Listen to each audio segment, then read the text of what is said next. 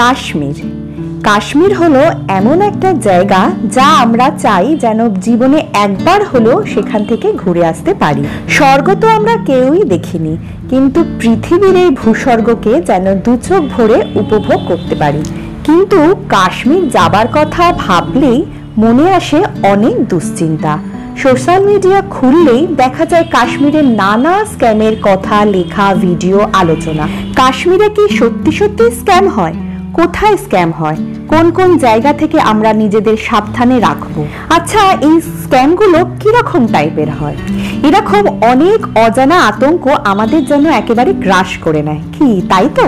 সেই আতঙ্ক থেকে বেরিয়ে এসে যাতে নির্ভয়ে কাশ্মীর দারুণভাবে ঘুরে আসতে পারেন, সেই উদ্দেশ্যে আজকে আমার এই ভিডিওটা বানানো। এই ভিডিওটাতে আমি আপনাদের জানাবো কাশ্মীরের স্ক্যাম কিরকম হয়, কোন কোন জায়গায় কোথায় কোথায় স্ক্যাম হয়। সাথে এটাও বলবো যে কিভাবে আপনারা সেই সমস্ত বিপদ থেকে নিজেদের সাবধানে রাখতে পারবেন। তো চলুন আজকের ভিডিওটা এখান থেকেই শুরু করা যাক। সবাইকে অনেক ওয়েলকাম আমার চ্যানেল লাইফ জার্নি উইথ সাথীতে। আমি সাথী। শুরুতেই একটু বলে নিই কাশ্মীর নিয়ে, কাশ্মীরের প্রত্যেকটা জায়গা নিয়ে, যেমন সোনমার্গ, গুলমার্গ, পেহেলগাঁও, শ্রীনগর, আমার আলাদা আলাদা ভিডিও আছে, ডিটেলস ভিডিও, যেইগুলো আমার চ্যানেলে আপনারা পেয়ে যাবেন এবং আমি লিংক এই ভিডিও ডেসক্রিপশনেও দিয়ে দেবো। আর আমার আগের ভিডিওটাকে এত ভালোবাসার জন্য সবাইকে অসংখ্য ধন্যবাদ। সেই ভিডিওর লিংকও আমি দিয়ে দিলাম ডেসক্রিপশন বক্সে। প্রথমেই আমি কাশ্মীরের যেই জায়গার স্ক্যাম নিয়ে কথা বলবো সেটা হচ্ছে এই সোনমার্গ। তবে এটাকে স্ক্যাম না বলে স্থানীয় ব্যবসায়ীদের একটা বিজনেস স্ট্র্যাটেজি বলাই ভালো। দারুণ সুন্দর এই কাশ্মীরি ভ্যালিতে স্থানীয় ব্যবসায়ীদের নানা রকম বিজনেস স্ট্র্যাটেজি চলে এবং এইখান থেকে আপনাদের কিভাবে সুরক্ষিত রাখবেন নিজেরা, সেটা নিয়ে আজকে আমার আলোচনা। এই যে জায়গাটা দেখতে পাচ্ছেন, এটা হচ্ছে সোনমার্গের ট্যাক্সি স্ট্যান্ড বা পার্কিং এরিয়া। এই জায়গাটায় আসার পরেই আপনাকে স্থানীয় ব্যবসায়ীরা একদম ছেকে ধরবে, যাকে বলে। বুট, জ্যাকেট, সানগ্লাস সমস্ত কিছু নেবার জন্য ওরা আপনাকে জোর করতে থাকবে। দাম যা হওয়া উচিত তার দ্বিগুণ তিনগুণ পর্যন্ত দাম ওরা আপনার কাছে চাইবে এবং কখনো কখনো সেটা 5 গুণ অবধিও হয়ে যায়। বরফ থাকলে এই জায়গা থেকে আপনাকে নিতে হবে স্নো বাইক, আর বরফ না থাকলে আপনাকে নিতে হবে হর্স বা পনি রাইড। সেই ক্ষেত্রে ওরা প্রচুর দাম চায় এবং আপনাকে সেই জায়গাটা প্রচুর বার্গেনিং করে ফাইনাল দামে। আমরা এপ্রিল মাসে গেছিলাম, সেই সময় এখানে ছিল প্রচুর বরফ, তাই আমরা স্নো বাইক নেব ঠিক করেছিলাম, কিন্তু আমাদের এক একটা বাইকের জন্য 8,000, অর্থাৎ 6টা বাইকে প্রায় 48,000 টাকা ওরা চেয়েছে। শুধু একটা স্নো বাইক রাইডের জন্য 48,000 টাকা দিতে আমরা মোটেও রাজি ছিলাম না। এখানে যেমন দেখতে পাচ্ছেন আমার পিছন পিছন ওরা আসছে এবং ওরা নিজেদের মধ্যে স্থানীয় উর্দু ভাষায় কিন্তু কথা বলছে, যেগুলো কোনোটাই আমরা বুঝতে পারছিলাম না। শেষমেশ অনেক দর কষাকষির পর 8,000টা 1200 টাকায় নামে, অর্থাৎ আমাদের 6 জনের এক একটা বাইকে 1200 টাকা করে আমরা দিতে রাজি হই এবং শেষে আমরা 100 টাকা করে টিপসও দিয়েছিলাম। আমাদের গ্রুপে 2টো বাচ্চা ছিল, আমরা বলেছিলাম বাচ্চাদের যাতে আমাদের সাথে কারুর সাথে একটা তুলে দেওয়া হয়, কিন্তু ওরা সেটাতেও রাজি হলো না। দেখুন ওরা সবাই মিলে কিভাবে ছেকে ধরে বাচ্চাদের আলাদা আলাদা করে বাইকে বসালো। বাচ্চাদের যদি আমরা আমাদের সাথে নিয়ে নিতে পারতাম তাহলে আমাদের টোটাল 4টে বাইকেই হয়ে যেত, কিন্তু ওরা সেটাতে কোনোভাবেই রাজি হলো না। ওরা আলাদাভাবেই বাচ্চাদের নিয়ে গেল। এতে আমরা যথেষ্ট ভয় পাচ্ছিলাম, কারণ এটা ওদের প্রথম রাইড, আমাদের সাথে ওদেরও প্রথম রাইড, তো আমরাই কখনো এই রাইডটা করিনি। ওরা একা কিভাবে এটা হ্যান্ডেল করবে সেটা নিয়ে আমরা খুবই চিন্তায় ছিলাম। যাই হোক, কিছু করার নেই, ওরা ওখানে এতটাই জোর করলো যে আমরা সেফলি নিয়ে যাব, আমরা ওদের হাতে ছেড়ে দিতে বাধ্য হলাম। তবে এখানে একটা কথা কিন্তু আমি অবশ্যই বলতে চাই, সেটা হলো কাশ্মীরিরা কিন্তু খুব ভালো আন্তরিক হন, খুব ভালো মানুষ। এমনিতে ওনারা আমাদের সঙ্গে ব্যবহারও খুব ভালো করেছেন। দরদাম যদিও করতে হয়েছে সমস্ত জায়গাতেই, কিন্তু সেটাও খুব হাসি মুখেই ওরা করেছেন, কোনো অ্যাগ্রেসিভনেস ওদের মধ্যে দেখিনি। টুরিস্টদের কোনো ক্ষতি ওরা চায় না, সেটা হতেও দেবে না, তো সেই দিক থেকে নিশ্চিন্তে থাকতে পারেন। ওপরে আসার পর এই যে স্লেজ ওলারা আপনাকে একদম ছেঁকে ধরবে। আমরা ওপরে চলে এলাম স্নো বাইকে করে। দেখুন এইখানে এই যে আমার হাজবেন্ডকে একজন ধরেছেন ওখানকার স্লেজ চাপার জন্য, এবং আমরা যতই বলছি যে আমরা স্লেজটা নেব না, কিন্তু ওরা কিছুক্ষণ ছাড়া ছাড়া বারবার এসে এসে সেই আপনাকে নক করতেই থাকবে।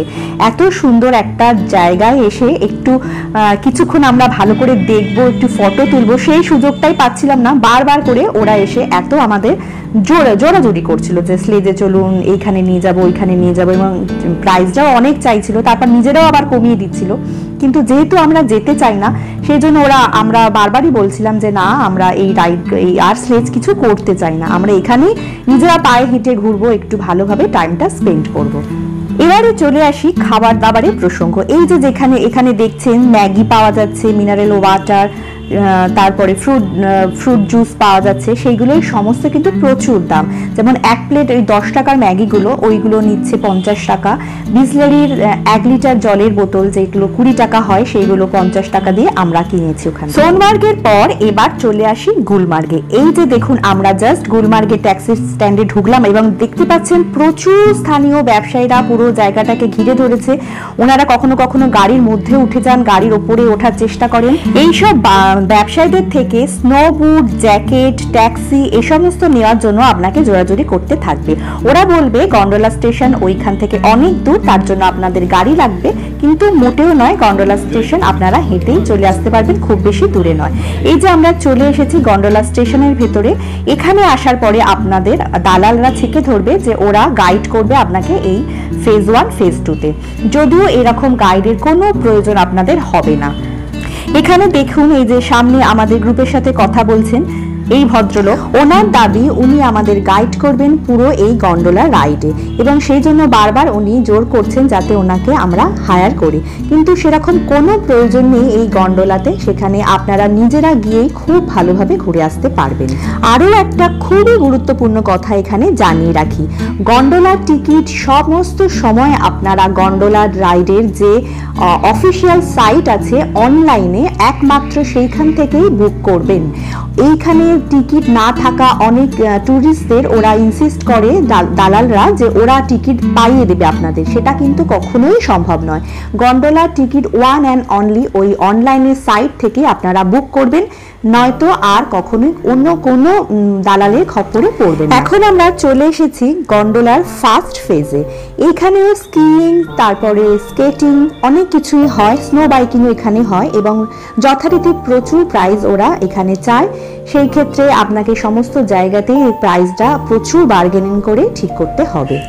যেদিন আপনি এখানে আসবেন সোনমার্গ বা গুলমার্গে, যদি ওয়েদার ভালো থাকে, আপনাদের কিন্তু জ্যাকেট আলাদা করে ভাড়া নেবার কোনো প্রয়োজন নেই। আপনাদের সাথে যে জ্যাকেট থাকবে তাতেই খুব ভালোভাবে এখানে দারুণভাবে কাটিয়ে দিতে পারবেন। আমরা যেমন সোনমার্গ বা গুলমার্গে শুধুমাত্র স্নো বুটটাই ভাড়া নিয়েছিলাম, আমাদের নিজেদের জ্যাকেটেই খুব ভালোভাবে এখানে আমরা ঘুরতে পেরেছি, কোনো প্রয়োজন ছিল না আলাদা করে জ্যাকেট ভাড়া নেবার। এখানে একটা কথা বলে রাখি, আমরাও কিন্তু সেকেন্ড ফেজে টিকিট পাইনি, কিন্তু আমরা শুধু ফার্স্ট ফেজটাই এনজয় করেছি, খুব ভালোভাবে সময় কাটিয়েছি।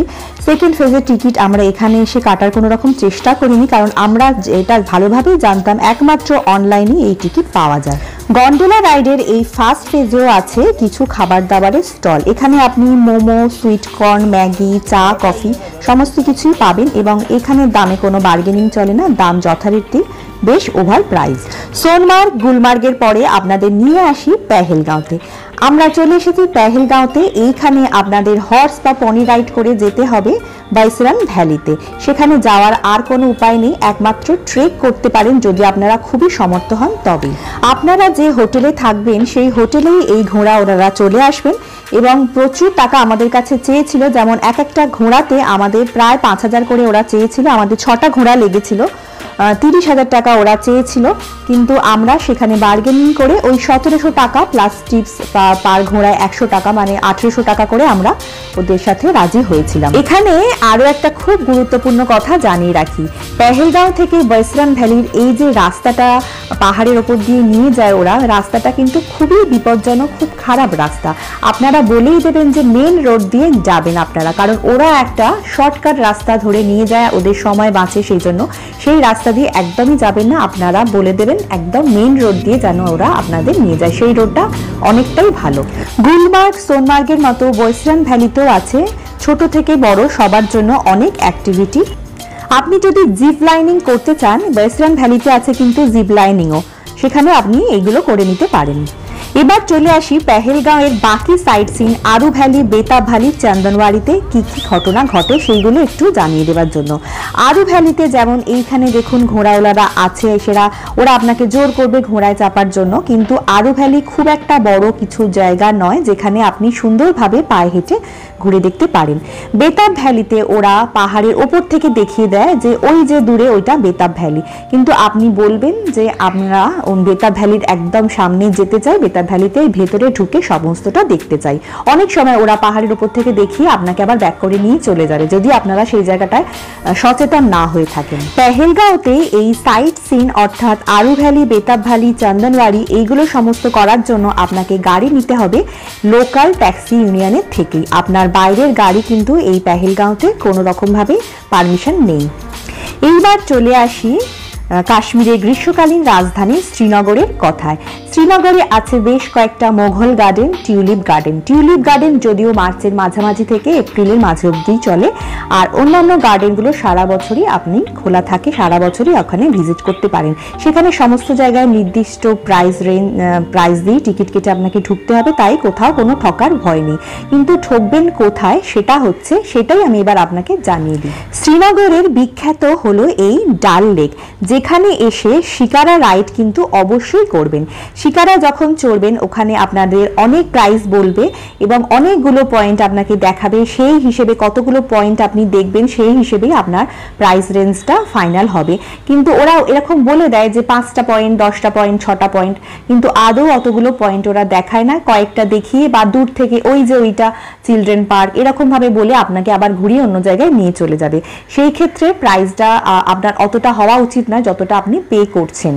তাই শিকারা রাইড যখন বুক করবেন ভালোভাবে কথা বলে নেবেন যে কি কি পয়েন্ট ওরা আপনাদের দেখাবে এবং সেইটার উপরে নির্ভর করে ওদের সঙ্গে ফাইনাল প্রাইস একটা ঠিক করবেন, অনেক দরাদরি করে। এইসব জিনিসগুলো একটু মাথায় রাখলেই সচেতনভাবে সাবধানতা অবলম্বন করে আপনারা খুব ভালোভাবে ঘুরে আসতে পারবেন কাশ্মীর কিন্তু এখন অনেক সেফ ট্যুরিস্টদের জন্য, তাই আপনারা নির্ভয়ে ঘুরে আসতে পারেন। আজকের মতো ভিডিওটা এখানেই শেষ করছি। ভিডিওটা কেমন লাগলো কমেন্টে জানাবেন, ভালো লাগলে লাইক করবেন, শেয়ার করবেন, আর চ্যানেলে নতুন হলে আমার চ্যানেলটা সাবস্ক্রাইব করে পাশে থাকবেন। আরো অনেক ভিডিও আসতে চলেছে ভবিষ্যতে, আর আমার আগের কাশ্মীরে ভিডিওগুলো যারা মিস করে গেছেন তারা কিন্তু প্লিজ দেখে নেবেন। কাশ্মীরের সমস্ত জায়গার উপরে ডিটেইলড ভিডিও আমার চ্যানেলে পেয়ে যাবেন। Thank you so much for watching. সবাই খুব ভালো থাকবেন।